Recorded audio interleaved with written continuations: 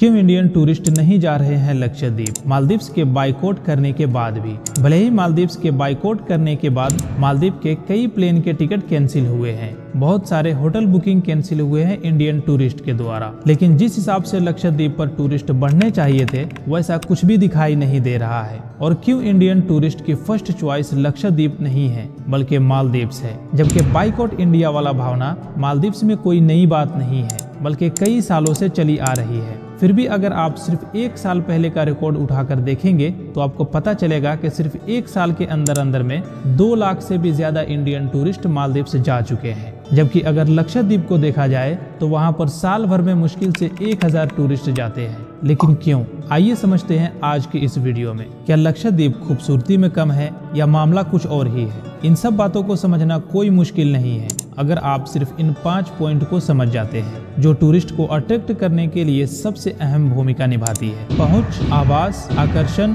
गतिविधियां और सुविधाएं। जहां पर ये 5 चीजें सही है वहां पर टूरिस्ट हमेशा जाते हैं। इन 5 पॉइंट को थोड़ी सी डिटेल से समझ लेते हैं कि आखिर ये है क्या। पॉइंट नंबर 1, पहुंच। टूरिस्ट को किसी जगह तक पहुंचने में कितनी सहूलियत मिल रही है और कितनी दिक्कतों का सामना करना पड़ रहा है। सिंपल सी बात है, अगर कहीं पर पहुंचने में टूरिस्ट को दिक्कत का सामना करना पड़ेगा तो वहां पर बहुत ही कम टूरिस्ट पहुंचेंगे। ज्यादातर लोग उसे अवॉइड करना ही चाहेंगे। पॉइंट नंबर 2, आवास। वहां पहुंचने के बाद रहने के लिए जगह कैसी है, होटल्स कैसे हैं, आदमी जो फैसिलिटीज ढूंढ रहा है वो वहां पर अवेलेबल है कि नहीं है। पॉइंट नंबर 3, आकर्षण। वो जगह कितना अट्रैक्टिव है, टूरिस्ट का ध्यान अपनी ओर कितना आकर्षण कर पा रही है। पॉइंट नंबर 4, गतिविधियां। वहाँ की गतिविधियां कैसी है, वहाँ का माहौल कैसा है, क्या वहाँ पर टूरिस्ट सेफ महसूस कर रहे हैं। पॉइंट नंबर 5, सुविधाएं। क्या वहाँ पर वो सारी सुविधाएं हैं जो एक टूरिस्ट को रिक्वायर होती है, जैसे ट्रांसपोर्ट, गाइड। अगर आपको एक जगह से दूसरी जगह जाना है तो वहाँ पर ट्रांसपोर्ट की सुविधाएं है कि नहीं है, और अगर है तो वो आपको कितनी आसानी से मिल जाती है।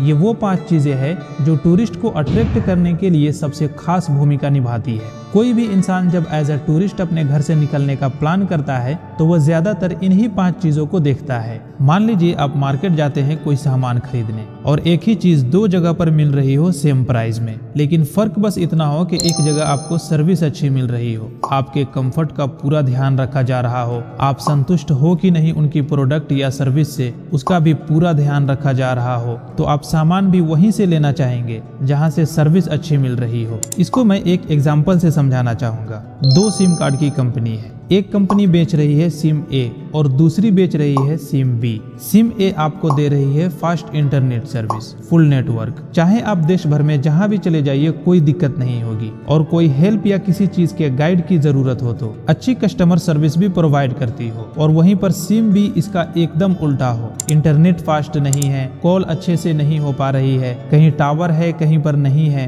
कस्टमर सर्विस भी अच्छी नहीं है, तो आप कौन सा सिम लेना चाहेंगे? सिंपल सी बात है, सिम ए। इसी तरह से लोग लक्षद्वीप को छोड़कर मालदीव से इसीलिए जाना चाहते हैं क्योंकि उन्हें जो सर्विस, जो खुशी मालदीव्स में मिलती है वो लक्षद्वीप पर नहीं मिलती है। जो चीज मालदीव्स में बहुत आसानी से अवेलेबल है वो लक्षद्वीप पर नहीं है, जैसे ट्रांसपोर्ट की सुविधा, टूर गाइड की सुविधा, अच्छा रेस्टोरेंट, अच्छा होटल। मालदीव्स में आपको हर जगह इंटरनेट की सुविधा अच्छी मिल जाएगी, वहीं आपको लक्षद्वीप पर अपने देश के अंदर होते हुए भी मोबाइल टावर तक अच्छे से काम नहीं करेगी। ऐसी बात नहीं है कि लक्षद्वीप साफ सुथरा नहीं है या नेचुरल चीजों की कमी है। नेचुरल चीजें और खूबसूरती तो यहाँ आपको भर भर के मिलेगी। अगर किसी चीज की यहाँ पर कमी है तो वो है टूरिस्ट की, क्योंकि यहाँ की मैनेजमेंट सही नहीं है जैसी होनी चाहिए एक टूरिस्ट को अट्रैक्ट करने के लिए, जैसे ट्रांसपोर्ट की सुविधा, अच्छी रेस्टोरेंट या अच्छा होटल। लेकिन अगर सरकार चाहे तो लक्षद्वीप का विकास करके उसको एक अच्छा टूरिज्म हब बनाया जा सकता है। जैसे आप दुबई को देख लीजिए, आज ये दुनिया का सबसे बड़ा टूरिज्म हब बना हुआ है, जबकि ये 1980 में ऐसा दिखता था और आज ऐसा दिखता है, क्योंकि उन्होंने अपने देश को डेवलप करने के लिए मेहनत किया है। देश में बड़े बड़े इंफ्रास्ट्रक्चर बनाए हैं और साथ ही लोगों की सुविधा और कंफर्ट का पूरा ध्यान रखा है, सिस्टम को स्ट्रॉन्ग किया, करप्शन को खत्म किया, क्राइम को 0% किया। शायद अब आप ये सोच रहे होंगे कि दुबई के पास तो ऑयल रिजर्व थे, इसीलिए ये सब पॉसिबल हो पाया। बुर्ज खलीफा जैसी ऊंची बिल्डिंग बनाना, या दुनिया का सबसे बड़ा शॉपिंग मॉल बनाना, या फ्यूचर म्यूजियम बनाना, या फिर दुनिया का सबसे बड़ा आर्टिफिशियल आइलैंड बनाना। तो मैं आपको बता दूं कि दुबई से पहले से और दुबई से ज्यादा ऑयल तो सऊदी अरब के पास है, तो फिर ये सब चीजें वहां होने चाहिए थे जो अभी दुबई में है, लेकिन ऐसा नहीं है। हाँ, भले ही अभी के टाइम पर सऊदी अरब भी बड़ी बड़ी प्रोजेक्ट पर काम कर रही है, बहुत तेजी से डेवलप हो रही है। जैसे सऊदी अरब में नियोम सिटी बन रहा है, जो दुनिया का सबसे फ्यूचरिस्टिक सिटी होने वाला है। जिद्दा टावर, जिसे बुर्ज खलीफा से भी ऊंचा डिजाइन किया गया है। और अभी अभी सऊदी अरब ने एक और नए प्रोजेक्ट का अनाउंसमेंट किया है, हिडन वर्ल्ड का। इसके बारे में फिर कभी बात करेंगे डिटेल में। लेकिन सिंगापुर को अगर देखा जाए तो उनके पास कौन सी नेचुरल रिसोर्स है? अगर आप 1972 के सिंगापुर को देखेंगे तो वो कुछ ऐसा दिखेगा, भूखमरी और भारी क्राइसिस से जूझ रहा। और अगर आज के सिंगापुर को देखा जाए तो वो कुछ ऐसा नजारा पेश करता है। आखिर उन्होंने ऐसा क्या बदलाव कर दिया जिससे ये सब पॉसिबल हो पाया? Public service, crime control, budget का अच्छे से प्रयोग, एजुकेशन और आगे की सोच, यही सब तो है मेन पॉइंट किसी भी देश को डेवलप करने के लिए। टॉपिक पर वापस आते हैं। क्या लक्षद्वीप को टूरिज्म हब बनाया जा सकता है? और अगर बनाया जा सकता है तो लक्षद्वीप पर कौन कौन सी चीजें इम्प्रूव करने की जरूरत है? किसी भी जगह को टूरिज्म हब बनने के लिए वहां पर या तो नेचर की खूबसूरती होनी चाहिए या मैन मेड इंफ्रास्ट्रक्चर होनी चाहिए। अगर इन दोनों में से कोई भी एक है तो उस जगह को टूरिज्म हब बनाया जा सकता है। इस हिसाब से अगर आप लक्षद्वीप को देखेंगे तो वहां पर नेचुरल खूबसूरती भर भर के आपको देखने के लिए मिलेंगे,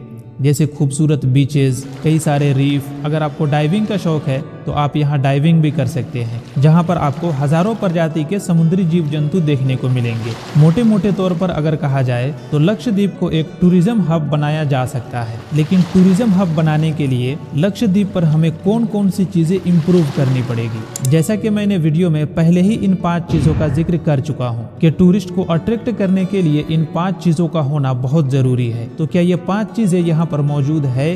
देखते हैं एक एक करके। पॉइंट नंबर 1, पहुंच। अगर आप लक्षद्वीप पर जाना चाहते हैं तो आप उतनी आसानी से यहाँ पर नहीं पहुंच सकते हैं जितनी आसानी से आप मालदीव्स पहुंच सकते हैं। ये भी एक वजह है कि यहाँ पर टूरिस्ट बहुत कम आते हैं। इसीलिए सबसे पहले यहाँ की ट्रांसपोर्टेशन को सुधारना पड़ेगा ताकि लोग यहाँ आसानी से पहुँच सके। पॉइंट नंबर 2 में है आवास। जब टूरिस्ट अपने डेस्टिनेशन पर पहुँच जाते हैं तो वहाँ पर रहने के लिए एक अच्छी जगह की तलाश करता है। और अगर आप लक्षद्वीप पर देखेंगे तो यहाँ पर अच्छे होटल्स की भी कमी है। यहाँ पर आपको उतना अच्छा रेस्टोरेंट भी देखने को नहीं मिलेंगे। अगर आप इसे मालदीव से कंपेयर करेंगे तो आपको उतना अच्छा यहाँ पर सर्विस भी देखने को नहीं मिलेगा। तो इन सब को भी यहाँ पर सुधारने की जरूरत है। उसके बाद पॉइंट नंबर 3 पर है आकर्षण। अगर आकर्षण की बात की जाए तो आकर्षण तो है, यहाँ की नेचर, यहाँ की ब्यूटी लोगों की ध्यान को आकर्षण तो करती है, लेकिन और चीजों की मैनेजमेंट सही न होने की वजह से इसकी कोई खास वैल्यू नहीं रह जाती है। पॉइंट नंबर 4, गतिविधि। लोग यहाँ पर कितना सुरक्षित महसूस करते हैं, कितना कंफर्ट फील करते हैं, इस चीज को भी नजर में रखनी पड़ेगी।